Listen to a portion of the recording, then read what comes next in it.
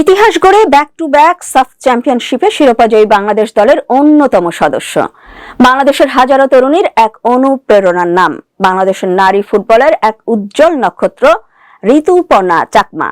তিনি 2022 সালের সাফ নারী ফুটবল চ্যাম্পিয়নশিপে বাংলাদেশ দলের হয়ে অসাধারণ পারফরম্যান্স দেখিয়ে দেশকে গৌরবান্বিত করেন।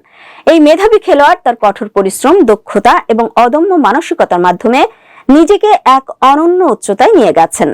বাংলাদেশের পার্বত্য চট্টগ্রামে জন্ম নেওয়া এই নারী ফুটবলার পরিবার ও সমাজের নানা প্রতিবন্ধকতা পেরিয়ে নিজের স্বপ্ন পূরণের পথে এগিয়ে যেতে থাকেন এবং জায়গা করে নেন জাতীয় দলে। 2022 সালের সাফ নারী চ্যাম্পিয়নশিপে তার দুর্দান্ত পারফরম্যান্স এবং দলের প্রতি অবদান বাংলাদেশের জন্য ঐতিহাসিক জয় এনে দেয়।